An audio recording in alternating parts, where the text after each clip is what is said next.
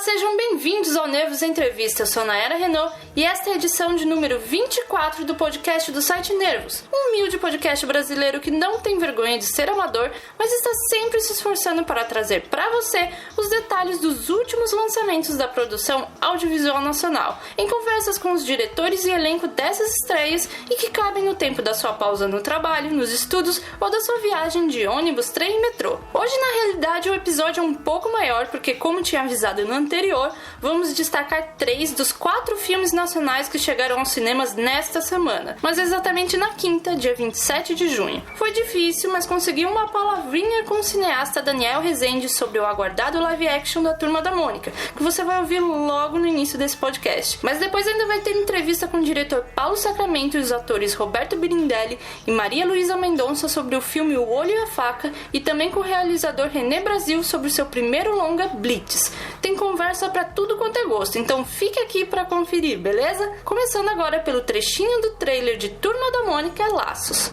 Cebolinha! A turma mais querida do Brasil está chegando aos cinemas. E dessa vez... Tá com medinho, Mônica? Em carne e osso. Filho de Cusquedo! Leva ele, que ele é mais fedido! Eles vão ter que resolver um grande mistério. Pai, Oi, você viu o Floquinho? Não. Floquinho! Por acaso vocês viram um cacholinho? Onde você dorme, no berço? Não sabe nem falar direito, nenenzinho.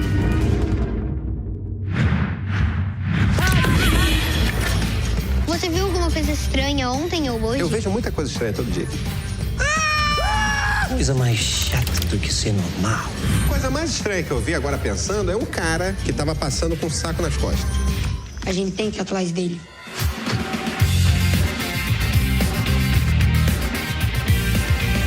Uma aventura do tamanho dessa amizade. Não cabia só nos quadrinhos. Eu vou trazer o Floquinho pra cá. É melhor a gente marcar o caminho com essas fitas, tá? Só encontra eles, por favor. A gente vai encontrar. Do universo de Maurício de Souza. Um dos filmes mais aguardados do ano. A gente não é a Turma da Mônica. A gente é a Turma do Cebolinha. Turma da Mônica. Vai começar.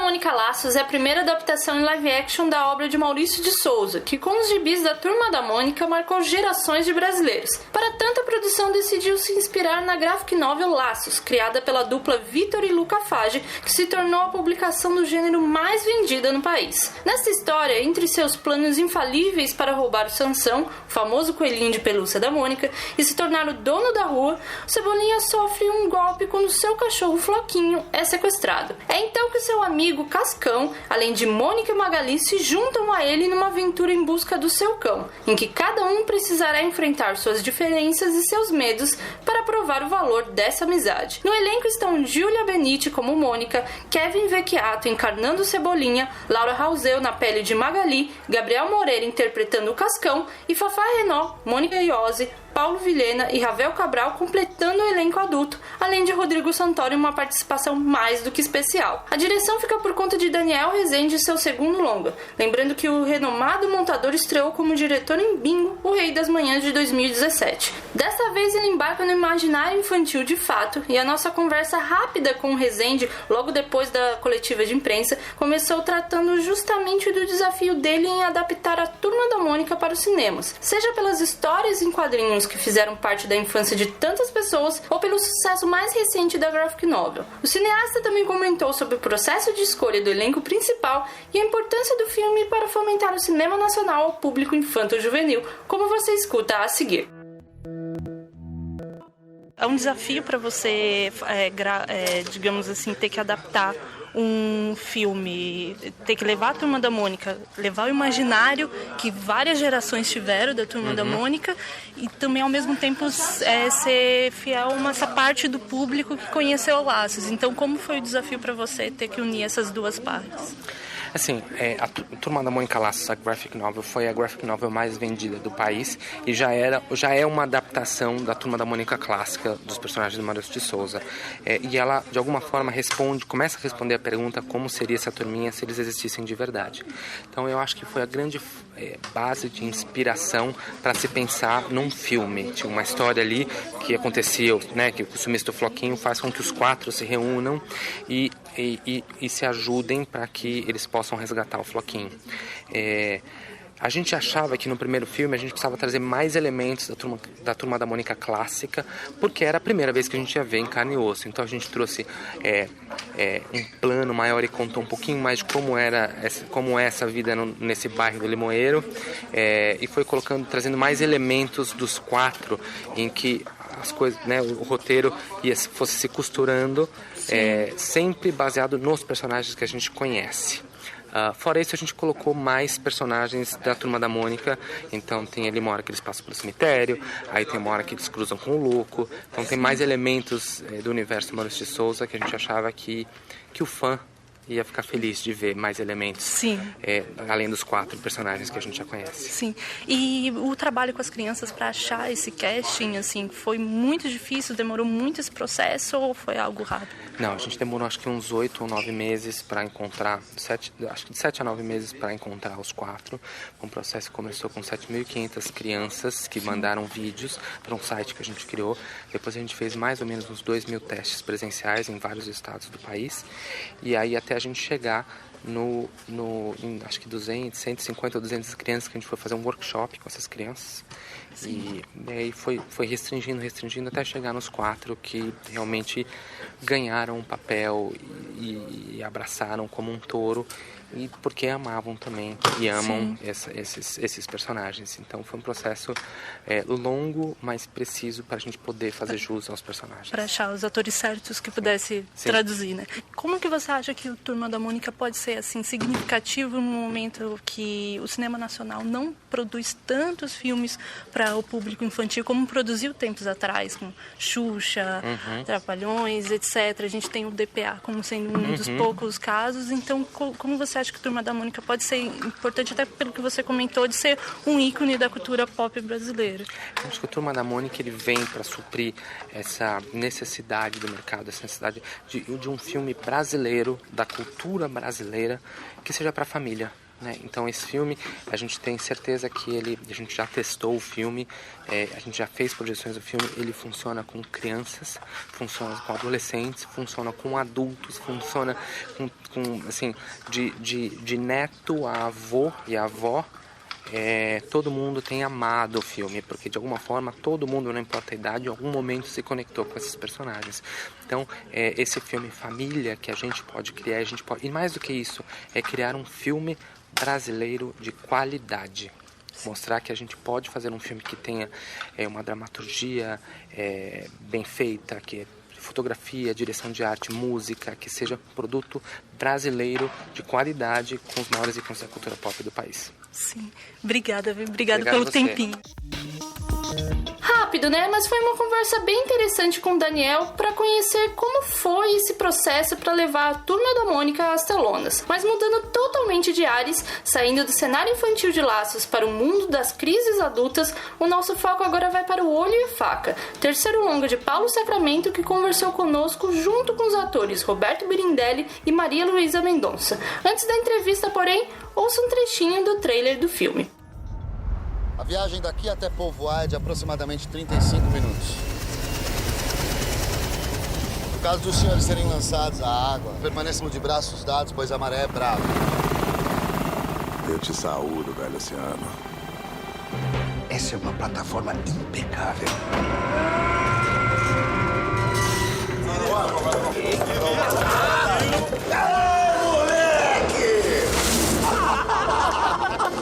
Tô nem aí pra essa promoção. É você. Salve, Beto.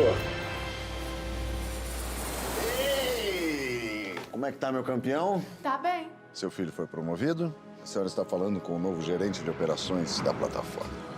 A chefia precisa saber muito bem o valor de cada um. Eu ouvi um papo bizarro lá na coordenação de segurança hoje de manhã. Se liga, tá todo mundo ressabiado.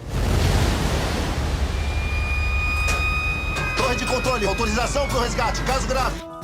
O Olho e a Faca é estrelado por Rodrigo Lombardi, que interpreta Roberto, um petroleiro que se encontra num momento de grande transformação em sua vida pessoal e profissional. Ele é pai de 2 filhos, mas mantém um romance fora do casamento, enquanto está constantemente entre o mar e a terra. Só que um acidente e uma consequente promoção na plataforma acaba colocando este homem em crise no trabalho, na família e também com sua própria existência. Em entrevista lá no Café do Anexo do Espaço Itaú Augusta, o cineasta Paulo Sacramento explicou suas motivações pessoais para criar o filme e a construção de seu protagonista, o processo de pesquisa e filmagem na plataforma de petróleo, além de suas escolhas estéticas e de linguagem para o terceiro longa, depois de ter feito o documentário O Prisioneiro da Grade de Ferro e a ficção Rio Corrente. Vamos conferir? Começando assim pela gênese do filme mesmo, assim, o que veio antes? A crise do personagem que surgiu, uma ideia de fazer o filme na plataforma e o cenário foi modificando, foi, digamos, fazendo surgir a trama, como foi? Eu tenho uma fixação, assim, fascínio por arquitetura, né? Sou um arquiteto frustrado. Hoje em dia não teria feito cinema, teria feito arquitetura, ficaria muito mais feliz. Mas eu tenho uma loucura, não é a história da arquitetura, as linhas e tal. É o lugar onde as pessoas vivem, né? O lugar onde a gente habita, assim. Então todos os filmes que eu sempre fiz, assim, eles começam de um lugar que eu vou e falo... Tipo, por exemplo, Prisioneiro da Grade de Ferro, assim, o Carandiru, o que acontece dentro desse lugar? Né? Como é que é a vida das pessoas lá dentro? Será que é isso que a gente vê na televisão e tal? E quando eu comecei esse filme, já faz um pouquinho mais de 10 anos, já a coisa da Petrobras, do petróleo, do país, de uma riqueza que pode modificar, isso estava muito forte naquele momento.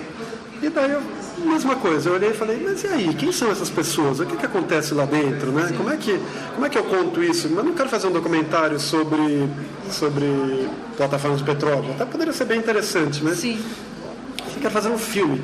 Eu não quero fazer um filme câmera na mão, sabe assim? Eu quero fazer um filmão. Como é que eu faço? Aquilo é um lugar nobre. Como é que eu faço um filme assim, né? Gigantesco como ela é? Porque a plataforma tem essa coisa maravilhosa. Quando você vem de longe, ela não é nada no meio do oceano. Aí, de repente, você entra dentro dela e você não é nada dentro daquela plataforma, assim, né? Monstro. E daí eu fui vendo o que aquilo significava, né?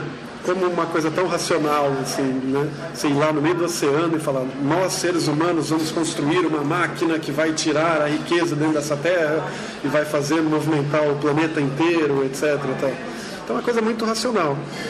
E eu também sou um cara muito racional que luto desde sempre contra a minha racionalidade, sabe? Eu falo, pô, mas e o meu instinto? Eu tenho que parar de botar a minha racionalidade à frente. E daí comecei a pensar um pouco nisso, assim, né? Quem é esse personagem? Quem é esse cara tão racional que vai lá, que constrói uma vida passo a passo, desenhada, assim, eu vou fazer isso, eu vou ter um apartamento bacana, uma mulher, 2 filhos, ou não sei o que, sabe? E de repente isso não é suficiente, né? Então isso não se sustenta por si só, né? E daí o filme tem uma sacada, assim, que é fazer as coisas começarem a dar errado a partir de uma promoção, né? Uma coisa que seria uma boa notícia, de repente aquilo degringola a coisa, né? Então como é que é esse equilíbrio também, né?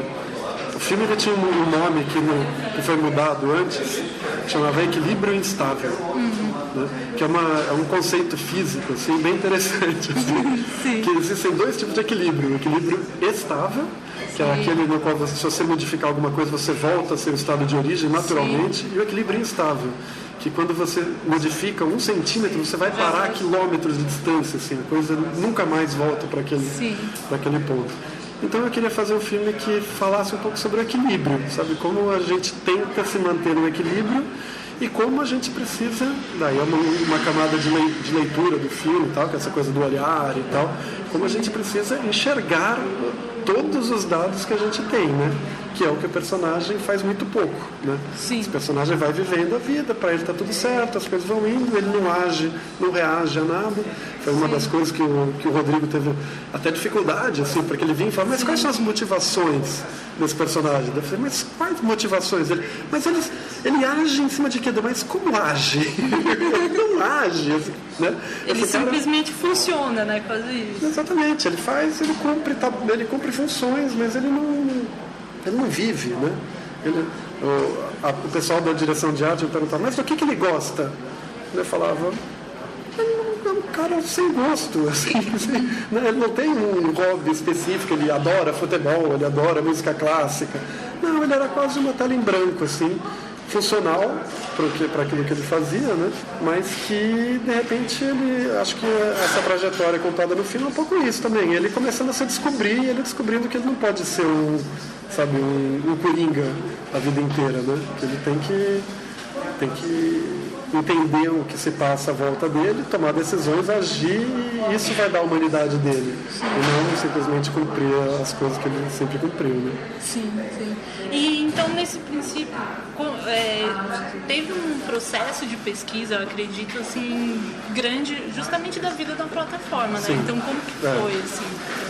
Muito difícil, porque a gente não tinha uma bibliografia, assim, para poder ir atrás, que não fosse uma coisa muito técnica, sabe, de gente que trabalha lá e com uma coisa assim específica sobre como perfurar em águas profundas. Eu não queria saber isso. Eu queria algo comportamental, né? Tipo, antropológico, psicológico até. E talvez até exista tese sobre isso, mas de muito difícil acesso. Eu não encontrei, né? Então fui atrás dos petroleiros e era fácil, eles adoravam contar as histórias, contar a vida deles, porque justamente ninguém conhece, ninguém sabe, né, como funciona. E a partir disso, eu e meu roteirista, mais até meu roteirista do que eu, ele ia indo e ia me trazendo informações, né? Trazendo, por exemplo, essa coisa, como eles são muito metódicos, como eles são muito racionais, né? E essas coisas foram criando um pouco a história. A gente foi delimitando essa história baseado nisso. Falei, tá bom, que ótimo, ele é racional. E como é que a racionalidade ajuda ou atrapalha a vida dele, na verdade, né? A gente foi trabalhando um pouco em cima dessas coisas. Mas eu acho que o filme, ele explodiu mesmo, assim, ele deu certo, a gente fala, foi quando a gente finalmente conseguiu pisar na plataforma, né? Porque a gente tinha uma história contada que eu olhava e falava, tá, mas me parece um pouco teórico isso, me parece um pouco pedacinhos que eu não vivi, que eu não tinha essa experiência tátil que para mim como diretor era importante. Sim. Sabe, de chegar no lugar e te falar dessa sensação que eu tive, por exemplo, de que eu chegando na plataforma, a plataforma não era nada e de repente a plataforma era tudo, eu não era nada, né? Sentia o poder daquelas máquinas 24 horas por dia, tirando petróleo, elas não pararam, sabe? Um dia de extração de petróleo lá é muito mais caro do que a produção desse filme inteiro. A gente não tinha como parar uma máquina daquelas, né? E a gente estava num barril de pólvora, todo mundo podia morrer a qualquer momento, será? Todo mundo que foi, tanto equipe quanto elenco, a gente teve que fazer um curso de 7 dias. Sabe, a gente foi para o Rio de Janeiro fazer um curso entre 1000 coisas que tinha. Tinha um exercício que a gente entrava uma lata de sardinha, era jogado dentro de uma piscina pra gente aprender como é que foge de um helicóptero, se o helicóptero cair na água. Isso foi super importante para os atores, porque os atores foram entendendo, né, o risco daquilo. Não é uma bobagem, você vai lá numa plataforma e... É claro que é muito raro acontecer algum acidente dentro da plataforma, mas não no trajeto. A parte mais perigosa é o trajeto. Então, a gente começou a criar cenas dos helicópteros. O helicóptero é um personagem do filme também. É muito importante a chegada, a saída do helicóptero, né? Técnica, por essa questão técnica da possibilidade de acidente, até tipo, acho que do alívio e do tudo, né? Daqui saindo e entrando no mundo lá de fora e aquele mundo, né? É completamente diferente. A maneira como eles chegam, a maneira como eles saem, sabe assim, é muito interessante tudo isso aí. Mas são nuances, assim, tudo está no filme sem a gente ter que ficar narrando isso, né? Olhem como isso é importante, olhem como existe uma diferença, vejam o que essas pessoas estão sentindo, né? A gente tinha que criar um pano de fundo muito crível E daí, baseado nisso, a gente conta uma história. Mas, na verdade, o que é o mais importante? Sabe? Isso é que eu me pergunto. É a história ou é o pano de fundo, né? Às vezes é o pano de fundo, às vezes é você trazer essa coisa assim, da humanidade das pessoas, né? Ninguém vai se identificar com um petroleiro pelo lado petroleiro, vai se identificar com um trabalhador, com a crise dele, com as necessidades, com as coisas com erros e acertos que todo mundo faz, e é isso que vai trazer. Então, na verdade, esse verniz da plataforma e do petróleo é muito vistoso, e é muito bonito, e vende, você olha assim, né, dá um impacto no filme, dá uma grandiosidade. Mas o que é mais importante é o que está por trás, são as camadas que estão ali, né? Essa, por exemplo, para mim, a coisa mais importante é essa coisa da visão, dele não conseguir enxergar. Né? Porque esse cara não está enxergando. O filme começa com um exame de vista. Né? O nome do filme é O Olho e a Faca. Você vai ver, mas não é a história de um petroleiro? O que tem a ver com o olho e a faca? Eu falo, vai ver o filme. E justamente nisso, assim, você falou, acho que é possível enxergar, assim, ecos da sua própria filmografia, assim, justamente nesse registro, nessa camada, uma camada quase de um registro documental dessa vida, né, na plataforma, e também os simbolismos que você já trazia muito forte no recorrente. Então, como que foi, acho que, esse caminho de juntar, em termos de linguagem estética, para você encontrar, assim, nesse terceiro filme? Então, eu gosto muito, tem gente que não gosta nada, e ouço várias críticas, assim, sobre isso, e daí eu falo, bom, tudo bem, a pessoa não gosta desse tipo de cinema, né? Eu acho importante que existam vários tipos de cinema, né? Se todo mundo filmar igual, né? Que é mais ou menos um pouco o que está acontecendo com as séries, né? De TV. As histórias são boas, não estou sendo crítico, né? Mas você tem uma série que tem 20 diretores, e cada episódio é mais ou menos igual um ao outro. Eu falo, bom, isso é uma máquina de fazer salsicha, tudo bem, não é exatamente o cinema que eu aprendi a gostar, assim. Eu gosto de, né? Acho que a nossa função também é mostrar que as coisas podem ser diferentes, né? Você pode escolher não contar certas coisas, né? A gente tinha esse roteiro, ele era muito detalhadinho, assim, passo a passo tudo acontecia. Por exemplo, quando ele se separava da mulher, a gente sabia para onde essa mulher ia, com quem ia, se tinha um outro homem, se não tinha. De repente, um momento eu falei, eu não quero mais nada disso, eu quero que numa hora caia a ficha desse personagem e ele entra num apartamento vazio, sabe? Esse é o momento em que ele de repente entende o que aconteceu, sem a gente ter que ficar contando, etc, né? Para onde cada pessoa foi. Chega lá e fala, mas cadê aquele casamento? Entendi, essa família já era, esse casamento já não existe, né? E daí eu gosto muito das simbologias, assim.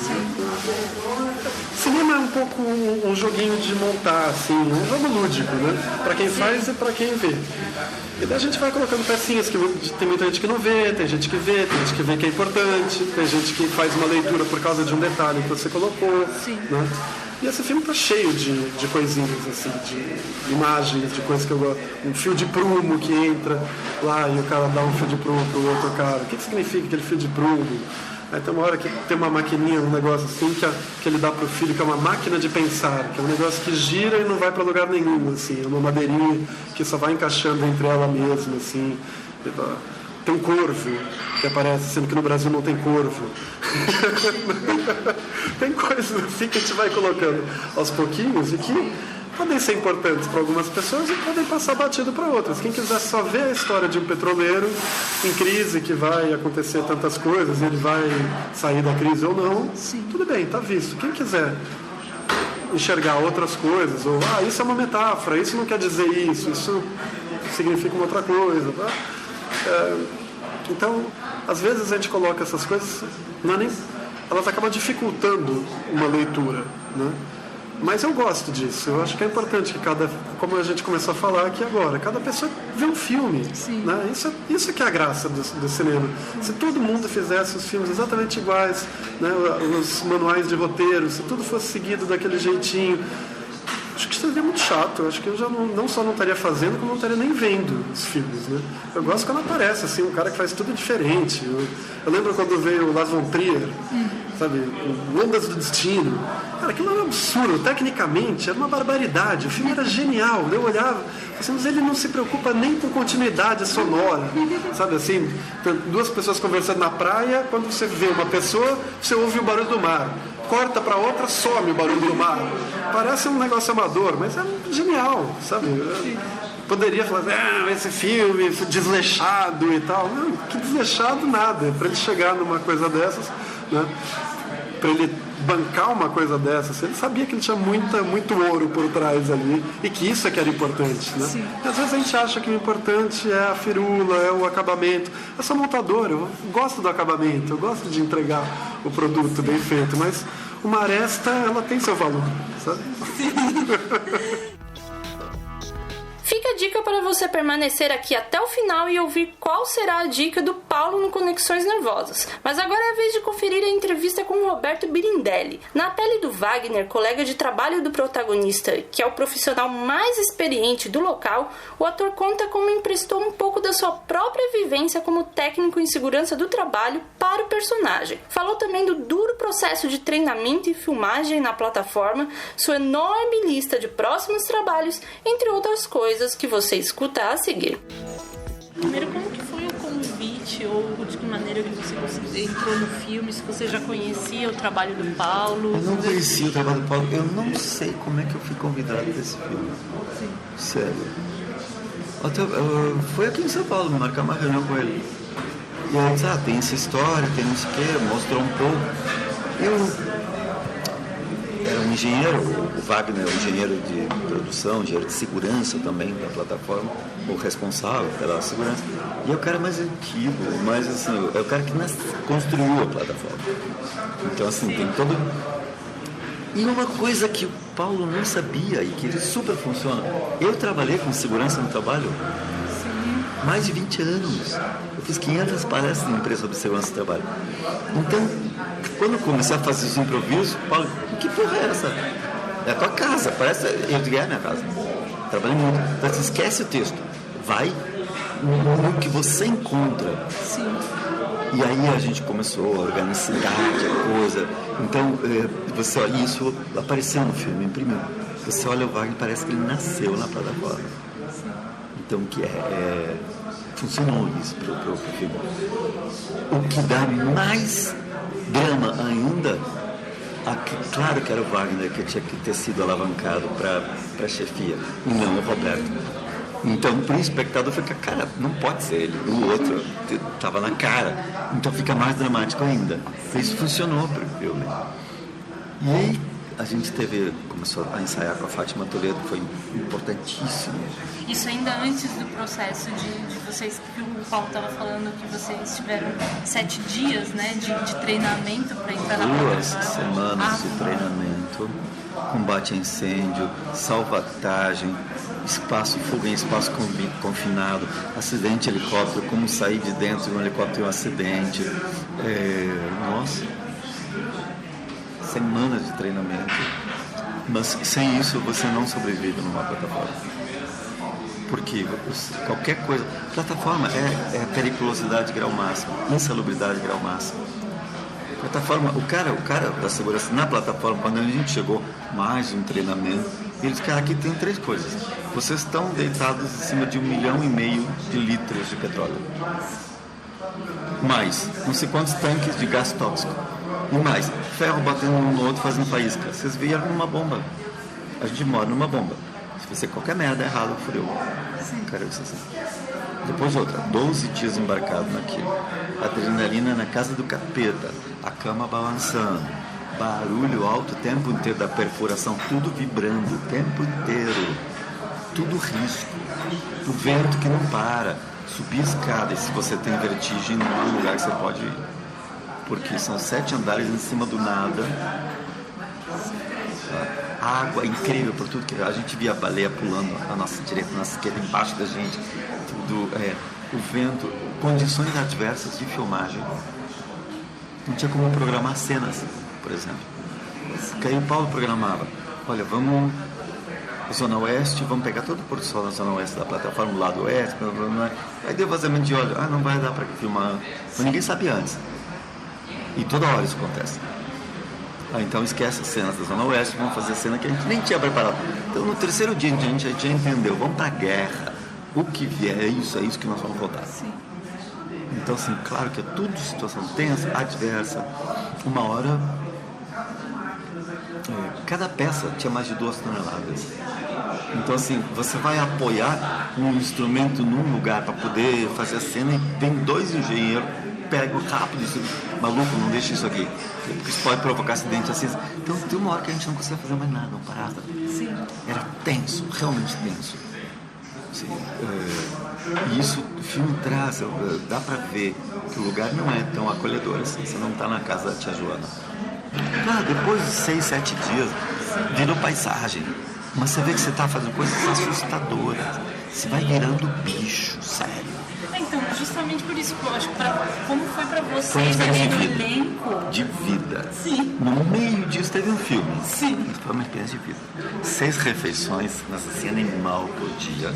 Sim. Pensei, bom, vou botar uma bola. E como você vai e volta de helicóptero, você tem que se pesar, porque o helicóptero tem um limite de carga. Sim.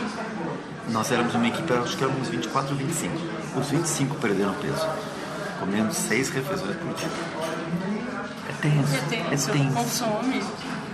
Até pelas funções que vocês estão fazendo lá. Outra, 16 horas por dia subindo escada, ninguém treina isso, caralho. Sim, não tinha como. Então assim, foi uma experiência incrível. Sim. Foi incrível. Assim, a profissão nos permite realmente viver realidades muito diferentes. Então essa grandeza, o cinema tem isso, essa dádiva. Eu tenho, como ator, a curiosidade de saber como os outros pensam, como sentem, como definem o seu caminho. Sim. Então viver na pele dos outros, isso é um exercício incrível. Então, justamente nisso, eu só aproveitando, só puxando para parte do elenco, assim, quanto que isso ajudou para vocês, porque a gente percebe, pelo menos na tela, que é um espaço que ele é meio, digamos assim, ele aproxima vocês, tem aquela camaradagem, mas ao mesmo tempo é uma claustrofobia perigosa, né, que vai crescendo e que vai culminar justamente quando chega a promoção. Então, quanto essa experiência para vocês ajudou na construção dos personagens? Assim, tem uma ficção e tem uma realidade dentro da ficção que não é mostrada na câmera. Foi foda chegar até a plataforma. O treinamento é duro. O treinamento com a Fátima foi muito duro. E foi essencial, absolutamente necessário. Então a gente já chegou assim, unidos pela desgraça. Tá? Acho que no nível que precisava para mostrar a camaradagem daqueles... E na plataforma que tudo dava errado, que tudo era surpresa, que tudo era diferente do que a gente gostaria, 0 de ambiente controlado, 0 de estrutura controlada, vivendo de favor dos caras, porque os caras se mudam a produção, e tudo que a gente ia não, agora não pode, agora não sei o quê.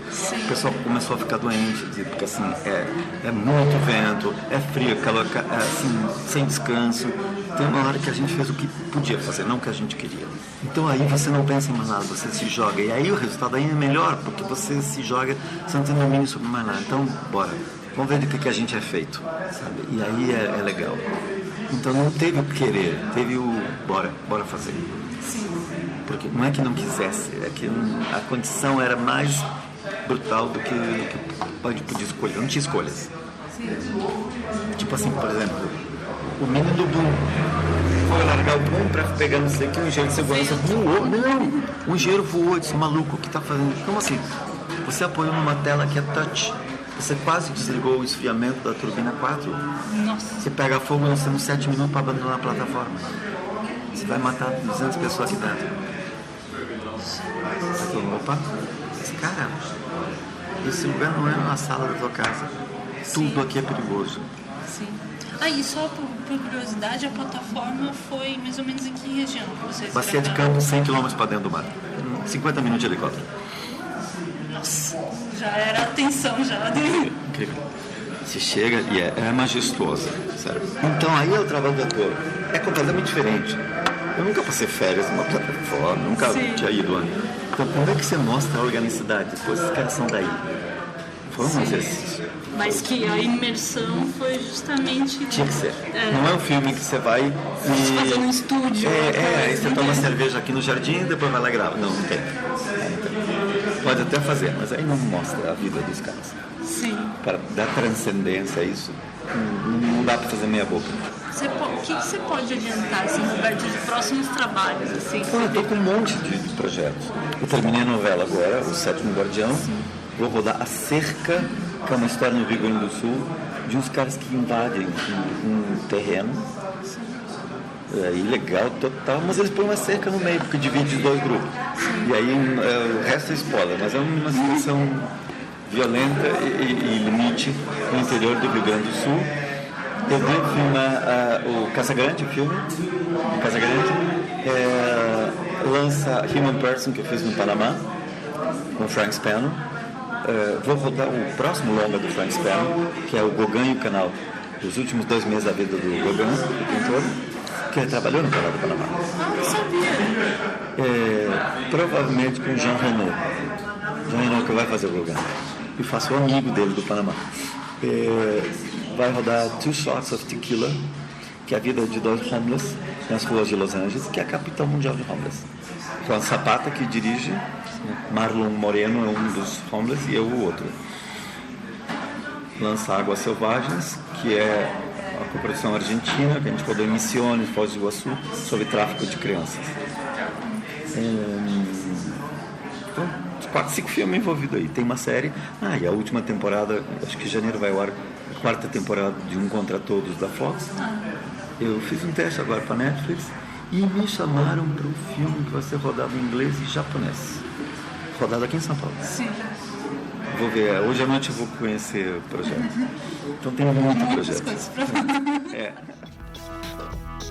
Olha, também tem indicação do Birindelli, depois no Conexões Nervosas. Por hora, no entanto, ainda tem uma conversa rápida com a atriz Maria Luísa Mendonça, que interpreta a Cris, esposa do protagonista. Ela falou da construção dessa personagem na relação com esse marido ausente, da incomunicabilidade da qual o filme fala, além da sua mudança pessoal junto com seu ateliê para São Paulo, como você ouve agora.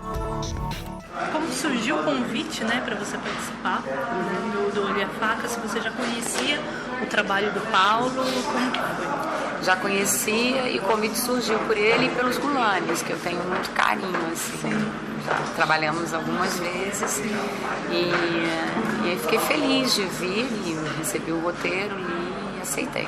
Sim. E aí, como foi esse processo de construção da personagem, né? Acho que você talvez encontrar com o Rodrigo essa relação que um dia existiu e que está fragmentada, né? A gente já conhece o casal em crise, então como foi a primeira vez que eu trabalhei com o Rodrigo, assim, foi gentil, assim, foi uma relação que a gente foi construindo ali.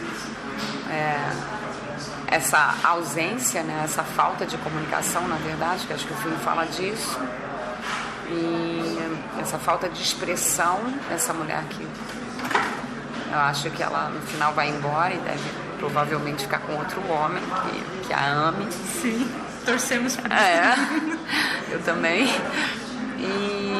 Então são cenas que no começo ela tá mais feliz, depois ela vai caindo e ela não sabe o que é, e eu acho que é esse homem que não se expressa, não se comunica. Então às vezes as brigas vêm, não é aquele assunto, é tudo que está por trás daquilo, que de alguma forma não dito, né? Não estava submerso, né? Exatamente, que explode de um jeito violento, né? E rompe. Um casal que tem 2 filhos, eles vão continuar ali sempre com uma relação, porque filho faz isso. Sim. Mas eu acho que é como 2 pessoas estão ausentes mesmo, estando juntas. É difícil isso. Sim. E a relação com os meninos mesmo, né? Como que foi trabalhar com eles? Eles são muito gentis, assim. Eu acho que a gente também tinha um set carinhoso. Eu gosto muito do set, né? Então, assim, a gente se divertia, tinha um acolhimento. O trabalho de arte do Adrian Cooper é incrível, da Joana no figurino. E acho que assim, a memória que eu tenho é essa memória carinhosa de um set acolhedor, né, com os Gulanes ali, tá? Então, um trabalho carinhoso. Sim, sim. E vendo depois o resultado do filme, né, todas as camadas que são colocadas pelo Paulo, de simbologia, então, o que você achou, assim, vendo do resultado final? Eu acho que ele alcança a coisa da incomunicabilidade mesmo, da falta desse homem que não vê, que não enxerga, que não percebe o que está em torno e, não sei, bem egóico também nesse sentido, né? Eu acho que é isso, eu penso muito como é que um conta o outro, né? E como uma personagem conta a outra personagem. Então é isso, e também como que essa geografia conta, né? Quando você vê um apartamento todo vazio, né? Sem vida e foram embora. Então fala de ausência, né? Essa presença ausente. Sim, entende? Sim. Então, acho que talvez ele nunca esteve ali. Agora só se materializou, né? Para onde essas personagens vão. Sim. É um corte ali de um momento. Eu acho a cena final do carro linda. E acho que é isso. Sim. E, Maria, o que você pode adiantar, assim, de próximos trabalhos, coisas que, assim, estão para sair no cinema ou na TV? Eu fiz uma comédia que não tem muito tempo. Eu tô imersa dentro do meu ateliê de artes plásticas, é isso que eu estou fazendo. E editando coisas ali dentro, pintando, e é isso. Eu trouxe meu ateliê do Rio para São Paulo, estou muito aqui. Sim.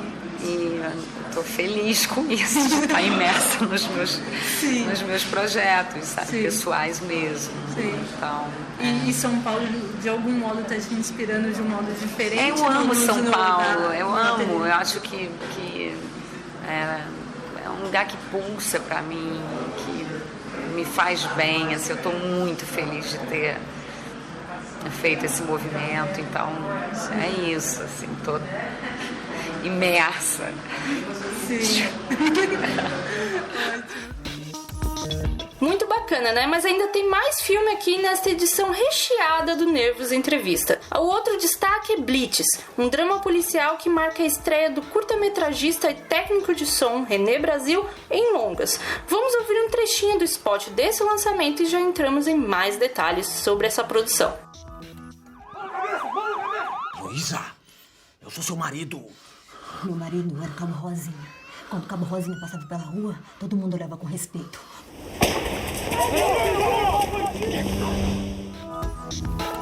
Blitz é uma adaptação da peça homônima de Bosco Brasil, protagonizada por Rui Ricardo Dias, interpretando o Cabo Rosinha, um policial que está sendo acusado do assassinato de um jovem durante uma blitz em seu colégio, e por Georgina Castro, na pele da esposa desse PM, que busca descobrir a verdade enquanto a comunidade no bairro está revoltada com o caso. Em entrevista ao nosso podcast, o cineasta René Brasil conta como tem sido a experiência de aliar o trabalho de técnico de som à realização de seus curtas-metragens até então. E fala também da sua relação familiar e profissional com Bosco para adaptar a obra dele em seu primeiro longa, os desafios da tradução do texto teatral e da direção de atores, entre outras coisas que você escuta agora.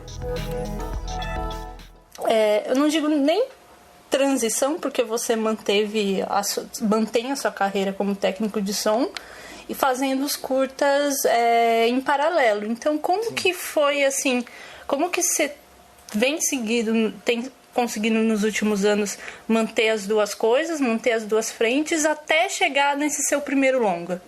Na realidade, o som direto, ele aparece na minha vida como uma opção de trabalho, né? Quer dizer, eu gosto muito de fazer som direto, mas ele é uma opção de trabalho. Quer dizer, para que eu consiga viver o set de filmagem, que é o lugar que eu gosto de estar, o maior tempo possível. Porque se você vive só de direção quando você não tem o trabalho de diretor numa produtora ou uma série de projetos já encaminhados, você fica muito tempo sem filmar.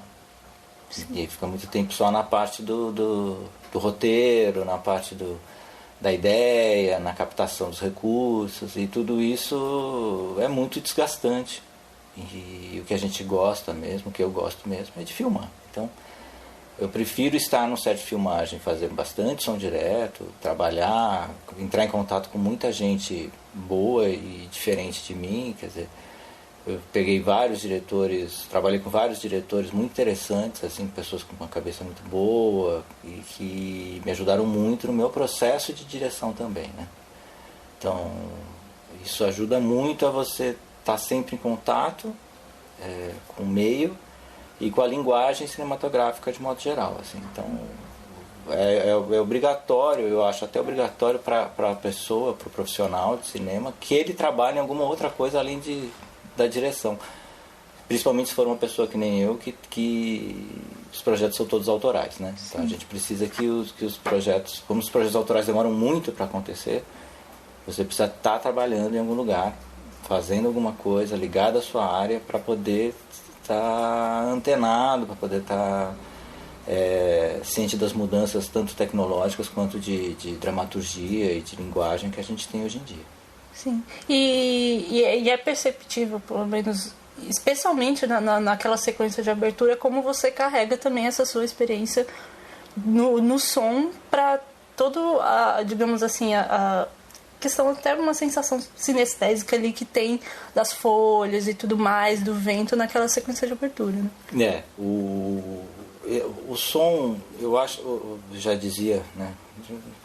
O som, eu acho que ele a gente trabalha com audiovisual, né? O cinema é áudio e visual, né? E conversar pelo som é muito mais interessante, muitas vezes, do que conversar pela imagem, né? Então, muitas vezes a imagem fala algo que você não quer que seja dito, e que o som tem que dizer muito mais do que está sendo dito lá dentro, né? Quer dizer, eu acho que o som é uma coisa de família já para mim, assim, e do próprio cinema mesmo. Existem filmes que eu acho maravilhosos, que são todos contados através do som, como a Conversação do Coppola, assim, quer dizer, que é um filme que toda a trama do filme gira em torno do som, e como você conta, a parte dramatúrgica está no som e não está na imagem, né? E algo que eu sempre me interessei. Num dos meus primeiros curtas-metragens, o Vivo o Terceiro Mundo, de 2004 para 2005, eu tenho uma sequência que é uma brincadeira com uma música do Paulo Vanzolini, que é a Cravo Branco, em que o jornalista chega num bar, tem um corpo no chão, que a polícia está esperando chegar a perícia para ver do que o cara aconteceu, e esse jornalista, que tem um informante ali na área, pergunta para o cara o que aconteceu, só que ele não pode falar porque os policiais estão lá. E ele coloca uma música numa vitrola, que é Cravo Branco do Vanzolini, e conta a história de um crime passional, em que o cara vê a mulher, dá em cima da mulher do outro cara, e ele acaba morrendo. Então é completamente diferente do que você imaginaria que fosse, que seria um crime ligado a questões de criminalidade, como tráfico de drogas, sei lá o que, porque eles estão numa periferia barra pesada, mas é um crime passional. E ele conta isso numa vitrola sem você ter nenhuma imagem sobre isso. É só a música que toca e o enredo da música te conta a história do filme. Eu gosto muito, muito disso.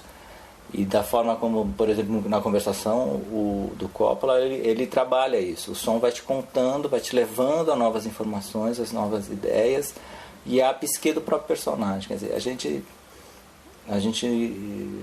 trabalha muito com isso na nossa vida, de modo geral. Quer dizer, as coisas não estão na frente, como a imagem coloca, né? Sim. Elas estão fora do quadro, no outframe, assim, que é o que quem traz pra gente é esse som, o som da natureza. Quer dizer, no Blitz tem muito isso. O vento é um personagem do filme. O vento, ele é uma energia de mudança. Ele trabalha como uma força da natureza que transforma a vida das pessoas. Ele é o sinal, o dispositivo que faz com que você entenda a transformação pela natureza daqueles seres que estão inseridos naquela história. O vento é um personagem importantíssimo dentro do filme. Sim. E acho que você comentando agora do seu curto anterior, talvez acredite que tenha até isso tenha sido um interesse para você chegar na peça do Bosco Brasil, também falando sobre essa questão, uma trama quase policial, tudo mais, embora seja o drama que seja a estrutura em si, né? Sim. E aí eu queria saber como que você chegou nessa peça e de que maneira eu acredito que ela tenha sido o texto teatral acaba sendo um facilitador para um primeiro longa, porque sim, em termos de orçamento e tudo mais, ele consegue, né, condensar isso, mas também que desafios para tornar isso cinematográfico. Bom, o Bosco, ele é um caso à parte, na realidade, porque o Bosco, ele é meu tio mesmo, ele é irmão do meu pai. E ele sempre foi meu ídolo, assim, né? Quer dizer, quando eu era criança, eu queria, desde moleque, eu queria fazer cinema. Trabalhar com audiovisual, assim, é muito engraçado, porque eu ia muito nas peças de teatro dele. Ele era a figura familiar que nos trazia essa coisa das artes. E foi uma influência enorme na minha vida. E se você olhar dos meus filmes todos, metade deles, pelo menos, são roteiro dele. Alguns são adaptações de peças dele também. Então a gente tem um trabalho, tinha uma parceria. Hoje em dia ele mora no Rio de Janeiro, a gente está bem mais distante um do outro, mas nós tínhamos uma parceria muito grande nessa coisa do texto teatral adaptado para o cinema. E como eu sempre gostei muito que é uma coisa que eu gosto muito, porque eu acho que a base de tudo é a relação humana, assim, independente de qualquer outra coisa, a base do mundo seriam as relações humanas, né? Então as histórias giram muito em torno de histórias de amor, ou de desencontros, ou de desincomunicabilidades, ou de incapacidades, mas elas são sempre centradas nisso, e todo o resto das coisas sociais, elas se inserem, né, na vida da gente, como a violência, o caos urbano, sei lá, milhões de outras coisas. Mas elas não são o centro da nossa vida. O centro da nossa vida é sempre a nossa relação com o outro, né, nós e o outro. E isso é uma figura constante na obra do Bosco, uma figura central na obra dele. E o Blitz é isso. O Blitz, apesar de trabalhar essa incomunicabilidade, ele trabalha essa violência, ele trabalha a realidade que a gente tem hoje no Brasil, que apesar de ser uma peça que tem 20 anos de idade, ela é absolutamente atual, principalmente no momento que a gente está vivendo, de novos decretos das armas, violência dos milicianos no Rio de Janeiro, o papel da polícia nisso tudo. De como o sistema acaba criando eles como máquinas de matar também, né? Muitas vezes. Então só todos, né? Agora o cidadão comum acha que tem o direito a entrar nessa linha também de toma lá da cá e de olho por olho, dente por dente. Então a gente começa a entrar num momento, a gente está num momento em que essa violência é muito aflorada em vários meios, inclusive nos meios virtuais, como na internet, como as pessoas brigando no Facebook, ideologicamente falando. E toda essa violência, ela está inserida na sociedade toda. Só que o cerne das questões, para mim, sempre são a relação entre o homem e a mulher, a mulher, quer dizer, a relação entre um e o outro, o próximo, né? Que é onde está a base da nossa vida, assim, onde está a base da nossa história com o próprio mundo, com o universo, né? Que é como a gente interage com tudo isso, aí a gente interage na nossa relação com o próximo. E eu acho que o Blitz fala sobre isso, na verdade, né? E toda essa coisa em volta faz parte desse universo. Mas o Blitz fala sobre isso, e a obra do Bosco fala sobre isso, né? Quer dizer, tem uma peça dele maravilhosa chamada Novas Diretrizes em Tempos de Paz, que depois virou um filme do Daniel Filho, que era o Tempos de Paz, com o Dan Stubach e o Tony Ramos, e ganhou até melhor roteiro no Grande Prêmio de Cinema Brasileiro, que também é sobre isso. Quer dizer, era uma peça que tinha um pano de fundo da ditadura da década de 50, a ditadura Vargas, você tinha as questões da alfândega, da incomunicabilidade, da incompreensão, da violência, mas o cerne de tudo era qual era o meu papel comigo mesmo nisso tudo, né? Quer dizer, o Blitz fala sobre a mesma coisa, qual é o meu papel comigo mesmo nisso tudo, né? Então, o papel humano antes do social, né? Com o social como fundo, né? O social insere, obviamente, sobre você, como a natureza no filme insere também sobre a gente, que são forças da qual não controlamos, fazemos parte delas, mas a nossa vida é tocada entre eu e você. Né? Sim. O nosso dia a dia ele se resume à nossa relação com a vida, né? E isso quer dizer com o próximo, quer dizer com o dia a dia, com as contas para pagar, com o seu filho em casa, com a sua mulher ou seu esposo, com a infiltração na parede. Sim. Nós conosco, a gente com a gente. Sim. E tudo isso está em volta, que faz pressão, mas o que importa, o dia a dia é a gente. E como foi seu trabalho na direção de atores com o Rui e a Georgina, especialmente no início da conversa, né, justamente dessa incomunicabilidade que existe ali entre o casal, entre o que é dito e a intenção do que não é dito, né, especialmente ali ele quer falar sobre o vidro quebrado, mas para esconder aquela crise ali na relação dos dois. Então, como que foi o trabalho com eles? Ele quer falar sobre o vidro quebrado para não falar sobre a vida dele. Exato. Né? Quer dizer, a gente fala sobre qualquer outra coisa para não falar sobre o que a gente quer falar. Exato. Porque se eu falar, eu me exponho, né? Se expor é a questão que está dentro do filme também. Uma das questões que está dentro do filme é se expor, né? Eu me expor às minhas fraquezas, né? Quer dizer, dentro dessa sociedade que a gente está hoje, eu não posso expor minhas fraquezas. Eu tenho uma figura pública que eu tenho que defender, seja do meu trabalho, da minha condição social, seja o que quer que seja, eu não posso expor as minhas fraquezas, né? Isso é uma questão. Agora, sobre o Rui e a Georgina, eles são dois atores espetaculares, assim, e muito generosos, né?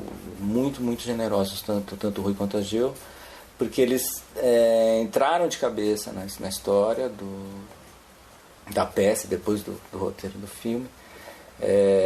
Foram atrás de entender o que eram esses personagens, quer dizer, porque existe a parte externa desses personagens, que é o policial, a dona de casa, né? Existe o papel de cada um dentro do bairro onde eles moram, mas existe a relação deles com eles mesmos, que é onde o filme queria chegar. E aí essa generosidade foi enorme, porque eu realmente não sou dos mais tradicionais diretores de atores do mundo, assim, porque eu vim muito do set de filmagem. No set de filmagem a gente conversa com as pessoas muito tecnicamente. Muito tecnicamente e também muito de igual para igual, assim, eu não sou diferente de você. Então, quando eu conheci o Rui, por exemplo, eu conheci ele num filme da Caru Alves de Souza, de menor, ele fazia um promotor, né, na época.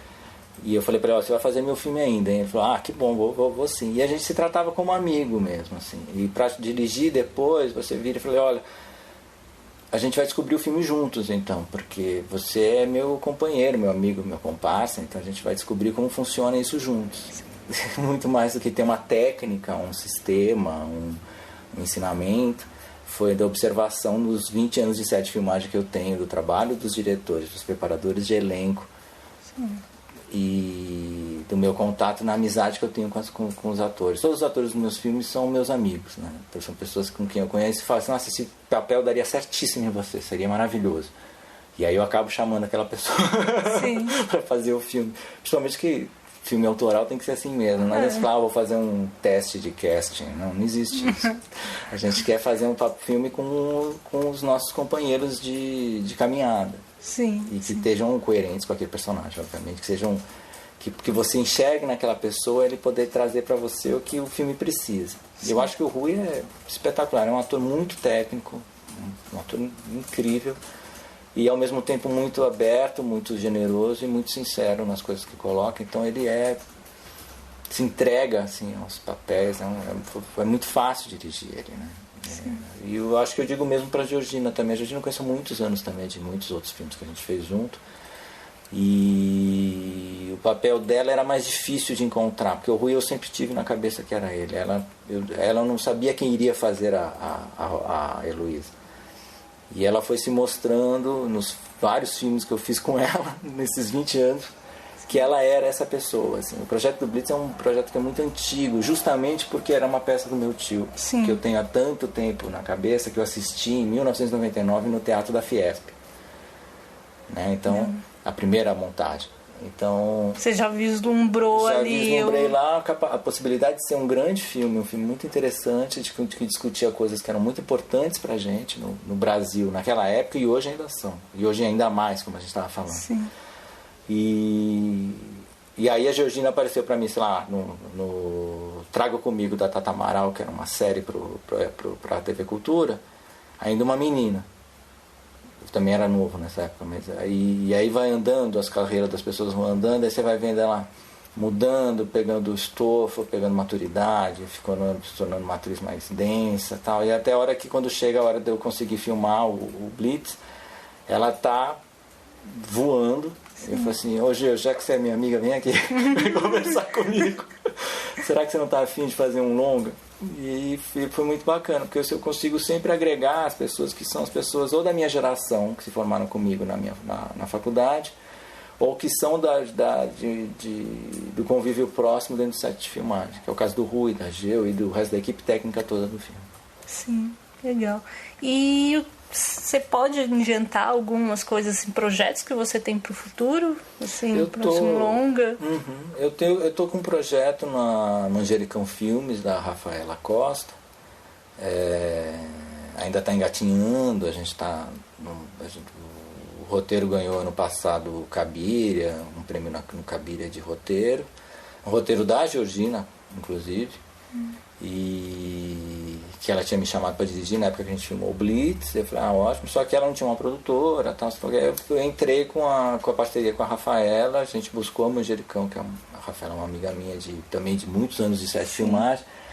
E aí esse é o projeto do próximo longa, assim, que é uma história muito, muito bacana, que vai se passar no pensionato de mulheres aqui em São Paulo. E é um filme extremamente feminino, que fala sobre essa questão do feminino. E eu achei muito interessante, justamente porque eu sou homem, e trabalhar esse universo também faz com que a gente seja desnudado dos nossos preconceitos, entre aspas, né? Porque a gente sempre acha que uma coisa é uma coisa e não necessariamente aquela coisa é aquela coisa, porque eu não sou mulher e não entendo necessariamente o universo feminino como a mulher entende, obviamente. E vai ser muito interessante, e a confiança que a Georgina depositou e que a Rafaela está depositando agora tocando o projeto, vai ser um filme muito, muito interessante, assim, diferente. Vai ser um filme que vai andar um pouco nessa linha do Blitz, ser um filme de relação humana, principalmente, assim. Ele é um filme sobre a gente, sobre as pessoas. Vai ser também. Vai se chamar Hamster. Sim.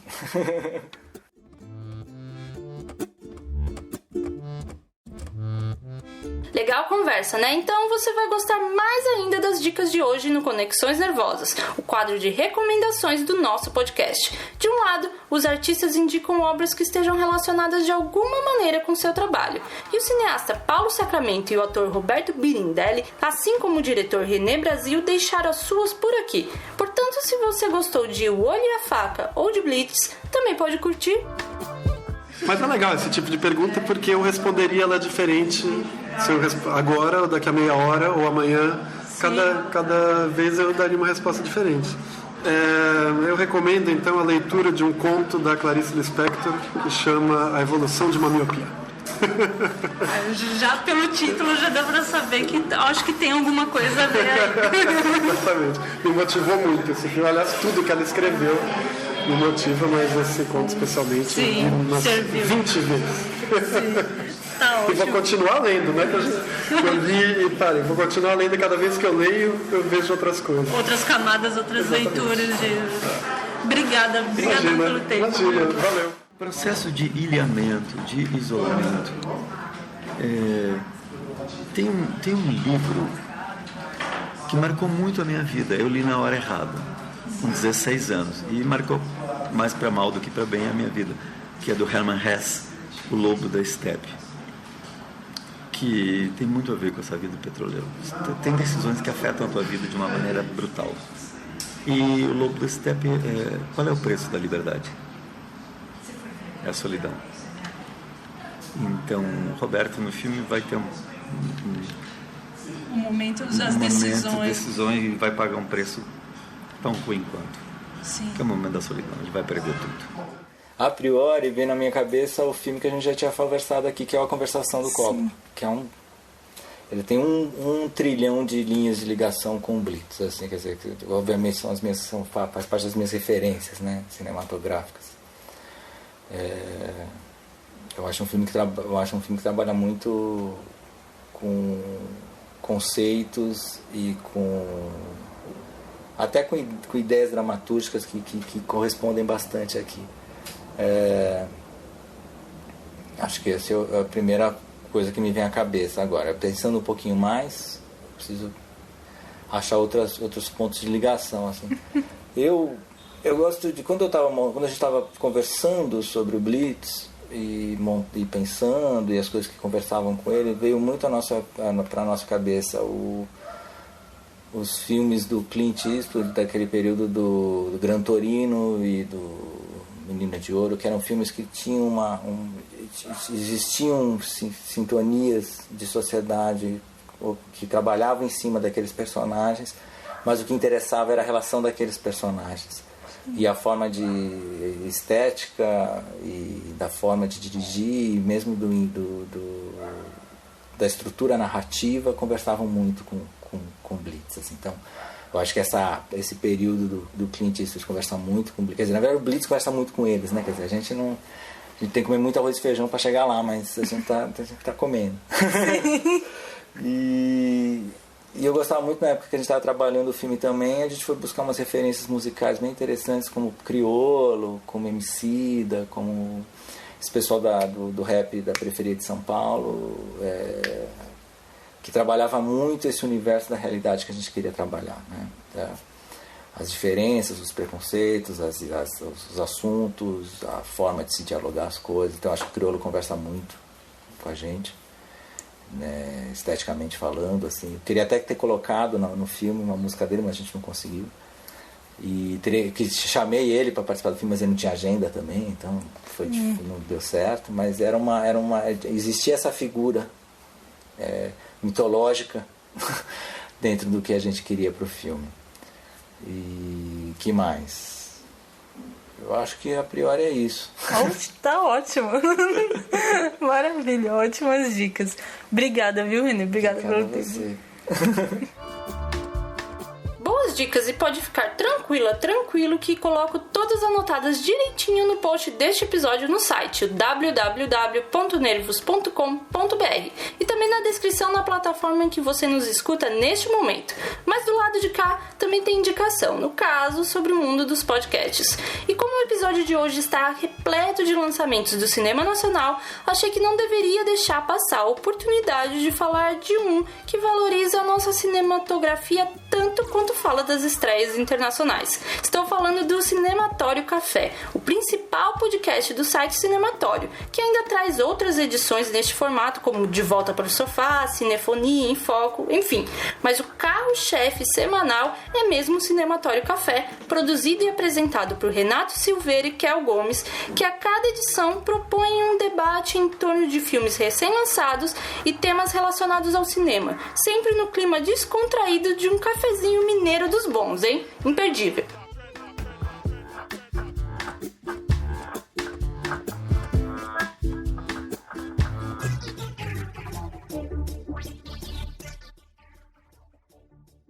E assim termina o 24º Nervos Entrevista sobre os filmes Turma da Mônica Laços, O Olho e a Faca e Blitz, que estão em cartaz nos cinemas desde esta quinta, 27 de junho. Turma da Mônica Laços é distribuído pela Paris e a Downtown Filmes. Já O Olho e a Faca tem distribuição da Califórnia, enquanto o Blitz é da Pandora. Então, consulte a programação para saber se essas estreias estão nos cinemas da sua região, ok?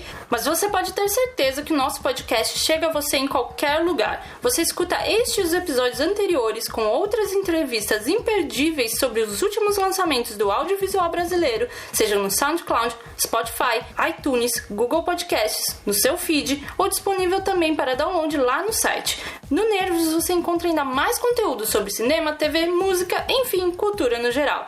Se gostou, curte e compartilha. Se viu onde podemos melhorar, comenta ou escreve para o Nervos Site, tudo junto, nervosite@gmail.com. Pois queremos atender bem para atender sempre. E como todo mundo quis estrear nesta semana e fugir do Homem-Aranha na próxima, acredito que a gente só se encontre de novo daqui a 15 dias ou mais. Mas acho que tem material nessa edição suficiente para você não sentir tantas saudades do Nervos Entrevista. De qualquer modo, fiquem ligados por aqui nas redes sociais do Nervos, beleza? Obrigada pela audiência e até a próxima!